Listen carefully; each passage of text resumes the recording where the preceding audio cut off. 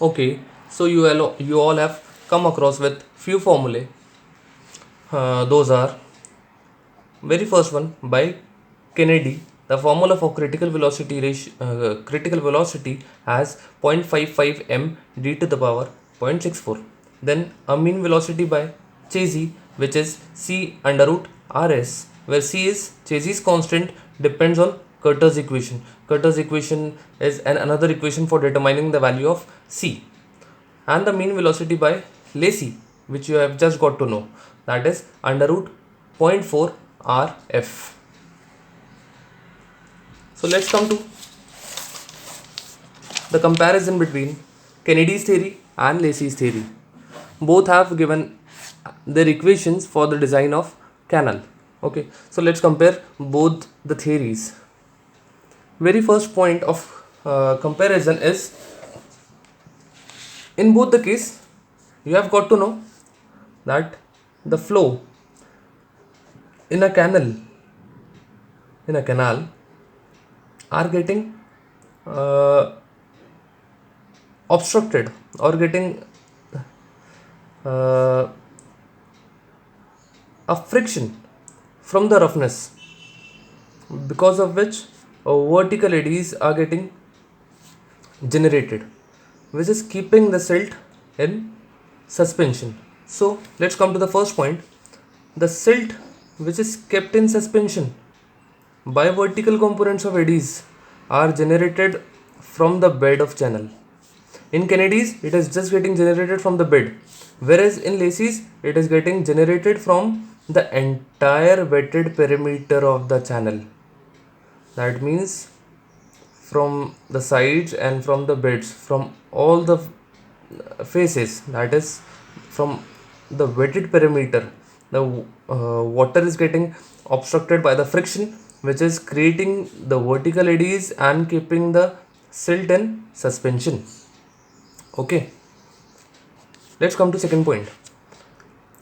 Kennedy's has given their relation between V and D. Since the formula is V equals to 0.55 m d to the power 0.64, so there is a relation between V and D. Whereas in Lacey's theory, the relation is between V and R.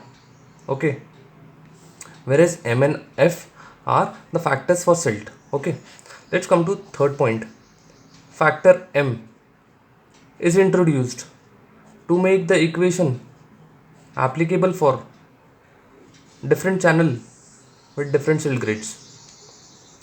Kennedy has realized the importance of silt grade and has introduced the factor M in his equation.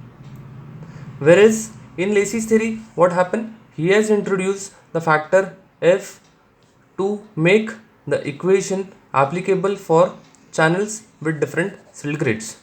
Kennedy's has introduced M and Lacey's has introduced F in his equation. Let's come to fourth point.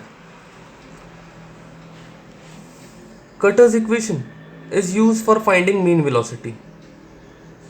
Okay, Cutter's equation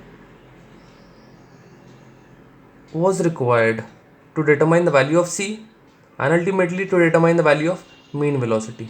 So Kennedy is getting dependent on Cutter's equation, since there is a factor C which is required to be determined by Cutter's equation. So this mean velocity will be dependent on Cutter's equation, whereas in Lacey's theory it has directly given an equation for finding mean velocity. The formula is V equals to under root 0.4 RF. Hope you are getting my point. Mean velocity for Kennedy is by Chesy's theory, Chesy's equation, where the factor C is required to be determined by Cutter's equation. So mean velocity is dependent on Cutter's equation, whereas in Lacey's theory the mean velocity is directly given by the formula V equals to under root 0.4 RF. Okay, let's come to next point. Kennedy has not given an equation to determine bed slope, whereas Lacey has given an equation to determine bed slope. I'll tell you what is the equation later ahead. Next point.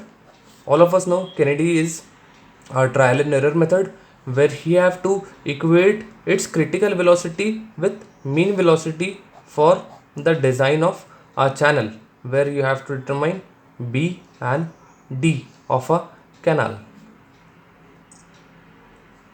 B and D of a canal, whereas Lacey's theory is an absolute method. Okay, you are not required to do any trial and error for it. Okay, that's it for the day.